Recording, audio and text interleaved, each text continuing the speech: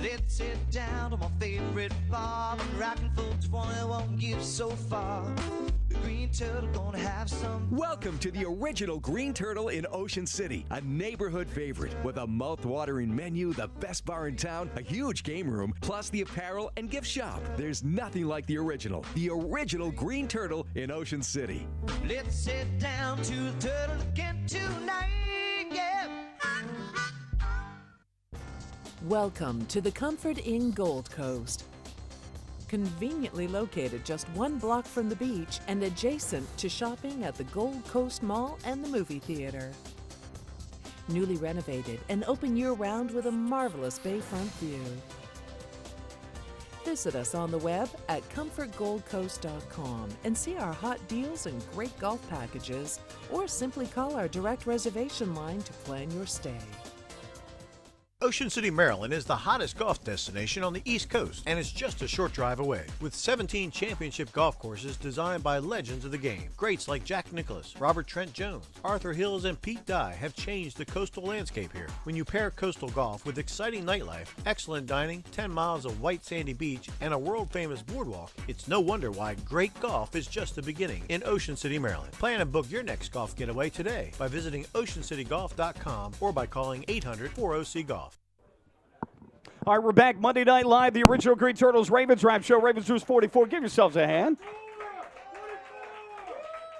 Recapping Week 6 for the Ravens in their 23-17 win against the Cincinnati Bengals. The Ravens set at 4-2 atop the AFC North. Mike Bradley, Tony Lombardi. And, Tony, do we have a poll question? Did you have a poll question from earlier today? I don't, but I can make one up the next break. Oh, okay. Well, we'll make it up the next break on that as we break down the win. So we went through the big picture, the good, the bad, the ugly from the game. Also some Megan Fox as well.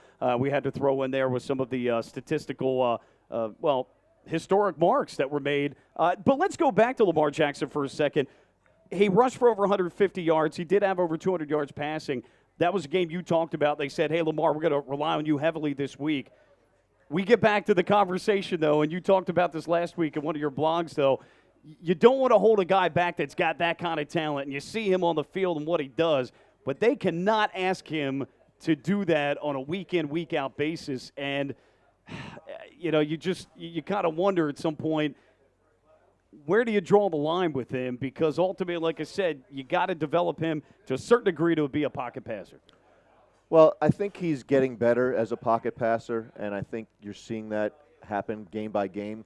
And you look at the game yesterday, he was pretty efficient in the number of throws that he had. He missed a couple, but, you know, and his receivers kind of quit on one with the Willie Snead play. But I think with Lamar, he's just got a special knack for being able to avoid the big hit, particularly when he's using the sideline as his friend. It's the runs in the middle of the field that I'm a little concerned about, because you've got players coming at you from all angles there, whereas the sideline, you see him stop and start again. Yeah. Those are special skills. They are. I mean, and these are supreme athletes that are chasing him down, and they can't catch him. So I think you got to use that guy in a way that allows you to be the best team you can be. But I do agree with you. 19 carries is probably a little much, particularly against the Bengals, when you probably didn't have to run it that much. Right. But I get why they did it. I just think that they need to be a little bit more careful in the middle of the field with their runs, because the guy that's his buddy on the sideline, he suffered from hallucinating. RG3, yeah. And if there's ever been a case in point where a guy ran to the middle of the field and got clobbered, that was it. Look, it's a thing of beauty to see him out in the field and see what he does. No question about that. And this gets to something else as well. You see him be so much a part of the offense for the team yesterday, which is, in one hand, hey, you drafted a special player, so let's go use him. And, you know, other teams passed on him, so, hey, that's our advantage. I get that.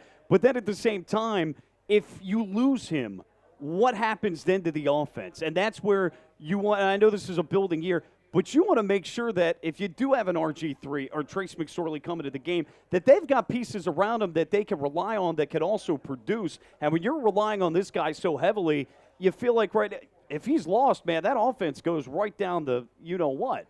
And that you don't want, obviously. You don't, but you can look around the NFL. A lot of the good teams, if they lost a quarterback, if they lost Patrick Mahomes or Deshaun Watson. That's a fair point. I mean, most teams that go to their number 2 you're screwed anyway, I guess is your point. Yeah. So No, I understand that. Now, conversely, though, I thought against Cincinnati, given the poor rush defense, I thought this would be a game where they wouldn't need to utilize Lamar Jackson that much. I was actually surprised that they did. I saw some people doing some over and unders on Friday with some predictions about, would he rush for more than X amount of yards? And I thought, no, they're not going to need him. They'll run Mark Ingram and Gus Edwards, and they'll be fine. And obviously, what do I know? Yeah, I think that they saw something schematically with the Bengals defense. That's why Greg Roman came to him early in the week. So you're going to be busy this week. So they thought they saw something they could take advantage of, and they did. Yeah. Let's talk about this defense for a second. And we made mention in the last segment. It's half the defense seemingly is a new team. You've got new secondary guys, 2 linebackers that started, Josh Bynes and L.J. Ford. Chuck Clark getting more playing time than he did before. You talked about the defensive lineman that the Ravens picked up. Jihad Ward from Indianapolis, who they like to be able to maybe push the middle and helping some pocket pressure up the middle. I mean, you've got a number of new guys that are playing there, young guys playing there. That's a little bit of a different defense. It was a lot of a bit different. And Maurice Kennedy, who was cut a few weeks ago. I mean, he was a former Raven, but he was gone, and then they brought him back. He was cut in the summer, then he was placed on the practice squad, then they elevated him with the injuries. But, you look at that defense yesterday, I think that Ford and Bynes had maybe 20-something snaps each. That was an interesting defense. And then when you think about how light they were, they had a lot of dime and quarters on the field. Yeah. And when you think Chuck about Clark played middle linebacker at some point. Exactly. He was like the Mike in many situations. Right. And then you think about how little they had on the ground. It was a really interesting game. It was. 33 yards on the ground, and when you had all those light players on the Ravens' defense. Yeah, and clearly the Ravens were able to stop the run. The offensive line, as we talked about, banged up. They didn't get the rush that we would have liked, but they did a pretty good job there. But let's talk about the secondary. We talked about the great year that Marlon Humphrey's having, but they picked on Maurice Kennedy a lot. Now, I read a couple of different, I read all different publications, Russell Street Report and some others, and they seem to make it out where, but maybe that was the coverage where, back shoulder throws are tough to stop. So you're saying, okay, but why aren't they jamming the guy more? But maybe they were okay with just letting them nickel and dime him down the field and make them earn it all the way down the field and then come up big in the red zone and force field goals. Well, the first thing with that secondary, if you think back to the things we talked about in August, what's the Ravens' strength? You would have said the secondary. But then they lost Tavon Young. Jimmy Smith plays half a game maybe, and so far this season. You lose Deshaun Elliott this week. Well, you just broke it, yeah. Yeah, and then we lose, Tony Jefferson. Tony Jefferson. Yeah. There's a lot of nicked up players back there, and Kennedy's playing because of all those injuries. Right. But when you have a lot of time to throw the football like they did yesterday, and you're getting those quick 3-step drops, and you're getting a clean pocket, and those back shoulder throws are there. They're, like you said, they're really hard to defend. Yeah, I mean, the only He way made a couple of nice plays, but then people say, well, they're picking on Kennedy. I think they went to halftime, and Jay Feely was a sideline reporter. I don't know if you heard this. Yeah, I did hear that, They asked the coach if they were Zach picking Taylor. on Kennedy. He goes, what do you think? Well, he said good observation. Right. He said good observation, that they were picking on Kennedy. But, it didn't look like the Ravens were asking him to jam. That's the only way you could stop that because those back shoulder throws, I mean, he's a pretty accurate quarterback for the most part when he's got time. Dalton threw some nice passes to Tate, and he ate him up. But nothing deep, though. To be fair, nothing deep there. But you just mentioned it. We found out at the press conference this afternoon, late in the game, Kennedy left the game, Elliott left the game. They both have broken up and passed down the right sideline. It may have been on Tate, but they left the game.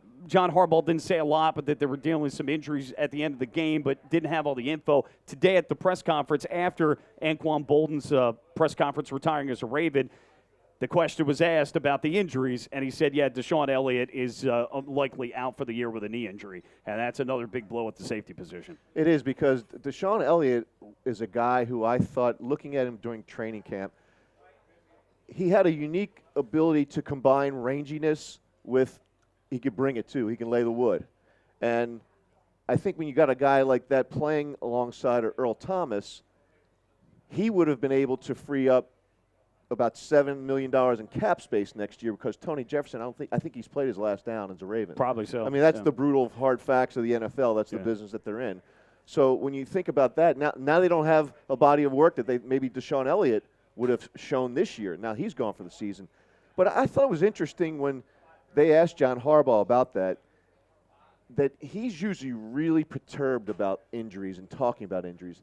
He didn't seem to be all that upset today. I don't know if he's anesthetized to it, that he's just used to all the injuries, or I think that they might have something up their sleeve. Well, look, I mean, this organization, you would expect, they always have to have plan B, C, and D no matter what happens, especially given all the injuries they had, especially back at 15, Right. 16, and 17 for that matter. So, I don't know. I took it somewhere in the middle. I see what you're saying. But, look, here's the deal. We talked about the fact, though, that with Elliott getting a chance to step in there, he would get a lot of reps and experience, and that might be something for the future. If he were to step in for Jefferson, that would be a good thing there. He actually played a lot of opposite Earl Thomas as well, and helping out Earl Thomas at the free safety spot. So now you lose that for a second straight year. So now you're looking at, okay, if you draft a guy next year, well, he doesn't have the experience that Elliott would have if he hadn't gotten hurt. Right, and you always talk about the best ability is availability, and Deshaun Elliott didn't play much last year. He's not going to play much this year. Yeah. Well, this goes back to you can never have enough secondary guys. Right. Cornerbacks, we have safeties here and an issue there as well. You gotta draft one or two.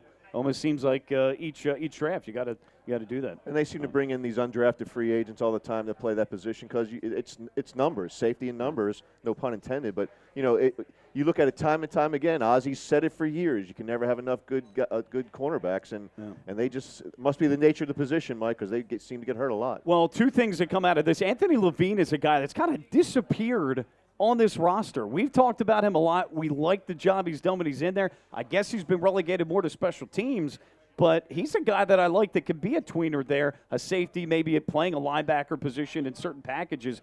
He's a guy that I would think now has got to be a part of the mix. Yeah, they have no choice now. They got no choice. But as you take a look at it, two things that really stand out. The offense now, that maybe puts a little bit more on an onus to continue this run-based attack to keep your defense off the field. But then from a secondary perspective, we talked about the lack of pass rush now. Now you got another safety out. We're really going to be looking at that back seven and saying, I hope that they can do the best they can to clamp down and not give up at least any big plays. Well, I think if the Ravens are going to make a real push against some of these tougher teams, they have to really get out to a quick lead and get maybe like a 10 or 12-point lead in order to force the other team into being more one-dimensional. Because I think if you force the other team to be more one-dimensional, they got a better chance of getting home. Yeah. Well, it's an area certainly we'll be watching, and it's injuries that hit the entire league, and they'll just have to. I mean, that's where depth really comes into play, and that's where we're talking about the practice squad and being able to keep these guys and make them a part of the roster. Steve Bisciotti's been down here talking about that all the time. But here's the other thing, though. Maurice Kennedy, he might be day-to-day right now with a hammy. If he doesn't go on Sunday, we just talked about Justin Bethel. He's a special teams guy. With all due respect, he's bottom of the barrel guy at that point. You're really down to your last guys there. Well, I remember there'll be some roster maneuvering for sure this week. I remember when I spoke to Eric DaCosta about Bethel when they acquired him as a free agent this past offseason. And I said, well, I don't know much about – I know he's a good special teams guy, but I don't know much about him as a corner. He said, he sucks. Well, the one guy we are forgetting is Anthony Averett, who was a healthy scratch on Sunday. Correct. And was he a healthy scratch the week before, I think, as well? He may have been. The last 2 weeks. He's going to have to step up and be that next guy potentially if Kennedy's out. But he'll probably have to potentially be in there anyway. We'll see. We'll see what they do. But certainly something will be announced, I would think, in a day or two. But do you continue to use – if you're the Wink Martindale, would you continue to use Marlon Humphrey as the guy that's going to mark that one receiver all the time? Their best receiver? Yeah. Probably so. Why? Well, I'm just thinking. Why not? I'm just thinking because they're so thin that just line up like they used to. If they play aside. Well, but you're thin there. I would want to take away the bet. You still have your best corner. I'd still want him against their best receiver. Well, Seattle's best receiver is who? The rookie? DK Metcalf? Yeah. Yeah, Lockett. You got Lockett there. Okay. Yeah. So. But Lockett's a guy. He's a little smaller, shiftier. Well, I mean, if there's a better matchup, then. I think you go at it based upon your opponent. You don't have to go into it every week saying I'm going to mark him with, or I'm going to sign Marlon Humphrey to their best receiver. The one thing I don't want to see is Humphrey on special teams. He was on special teams yesterday. He got a holding penalty. Yeah, he did. Get him the heck out of there. Yeah. I don't know what that was all about. So anyway, that's your secondary situation. We'll see. I mean, Ebery was in the building recently. So, all right, we'll take a timeout. We good to take a timeout. What we'll do is when we come back, Anquan Bolden was at the stadium yesterday. Yes. He also announced his retirement. We'll relive some memories with Anquan Bolden. Well, Anquan's not here, but we'll relive some memories about Anquan Bolden. More to come. It's Monday Night Live, the original Green Turtles Ravens Wrap Show.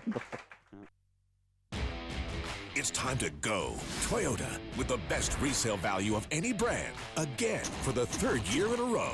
Because when it comes to holding value, nobody does it better than Toyota. In fact, Toyota has 3 of the top 10 ranked by KBB.com for 2019, including Tacoma at number 1. So whether you're searching for America's favorite car, SUV, or adventure-ready truck, this is where you want to shop. Go reliable, go Toyota, and let's go places. When you brew a beer with this much taste, 96 calories seems like a typo. But it's no mistake. It's a small miracle.